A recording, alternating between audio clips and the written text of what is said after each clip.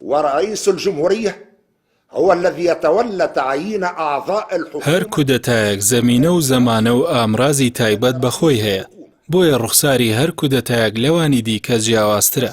بەڵام هەموو کودەتاکان لە شوناسێکی استراتیژیدا یەکدەگرنەوە، ئەویش دەستەبەرکردنی دەسەڵاتی تاکڕەوی و دیکتاتۆریە. زۆربەی سیاسەتمەداران و پسپۆڕانی دەستوری ناوخۆ و دەرەوەی تونس کۆکن لەسەر ئەوەی لە وڵاتەدا ڕوودەدات بە کودەتا ناو دەبەن و داوای گەڕانەوە دەکەن بۆ دامەزراوە دیموکراسی و دەستوریەکان.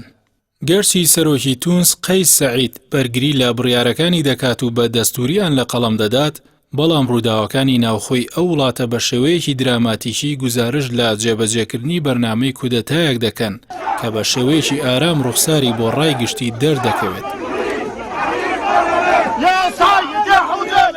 لە گرتنی کەسایەتیەکان و بەرتاسکردنەوەی ئازادیەکان و پێشێلکردنی مافەکانی مرۆڤدا. دوایەوەی لە ئاستی دەرەکیدا گوشاری زۆر هەیە لەسەر سەعید بۆ پەشیمان بوونەوە لە بڕیارەکانی و گەڕاندنەوەی دامەزراوە دەستوریەکان و چارەسەرکردنی کێشەکان لە چوارچێوەی گفتوگۆیەکی هەمەلایەنی نیشتیمانیدا.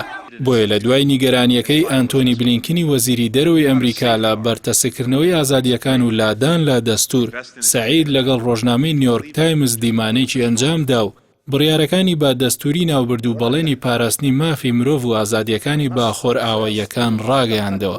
بەڵام هەڵگرتنی پارێزبەندی لەسەر پەرلەمانتاران بنەمایەکی تری پێشێلکردنی ئازادیەکانە بۆ لێدانی ئەو دەنگانی ئازایەنە ڕەخنە لە شێوازی سەرۆکایەتی ناوبراو دەگرن کە جگە لە وتار و پەخشان و دەستەواژەی ناڕۆشن شتێکی تر پێشکەش ناکات. لە دوو ڕۆژی ڕابردوودا پەرلەمانتاران ماهر زەید و یاسین ئەلعەیاری بە شێوەی نایاسایی و بە تۆمەتی بێبنەما دەستگیر کران. ئەمڕۆ بەشیر عەکرەمی قازی لێکۆڵینەوە لە دۆسی تیرۆری شوکری بلعید و محەممەد بەراهمیش خرایە ژێر چاودێری زۆرم لێ. حەنان خمێری پارێزەری ماهر زەید لەبارەی دۆسی ناوبراوە ڕایگەیاند. ئەمڕۆ سەر لە بەیانی قازی بێتاوانی ماهری لە هەر تۆمەتێک ڕاگەیاند و لەو کاتەدا کە دەیویست لەگەڵ لیژنەی بەرگری لێکردنیدا لە دادگا بچنە دەرەوە، هێزی ئەمنی هەڕەشەی دەستگیرکردنەوەیان لێکرد. بۆیە لیژنەکە و ناوبراو پەناگیری و مانگرتنی خۆیان لە ناو دادگادا ڕاگەیاند. هەروەها چارەنووسی یاسین ئەلعەیاری نادیارە و ڕێگە بە پارێزەرەکەی نادرێت بیبینێت. لە کاتێکدا ئەو تۆمەتی لەسەری باز دەکرێت ساڵی 2018 دادگا بە قازانجی ناوبراو کۆتایی پێهێناوە. هي أدوات للسطو على إرادة الشعب. هەرچەندە قەیس سەعید چەندین جار ئاماژەی با کوردخایەنبوونی بڕیارەکانی کردووە، بەڵام لایەنگرانی هەر لە ئێستاوە باسی ئەوە دەکەن ئەگەر مانگێک کەم بێت بۆی هەیە بۆ کاتی نادیار باری نائاسایی نوێ بکرێتەوە.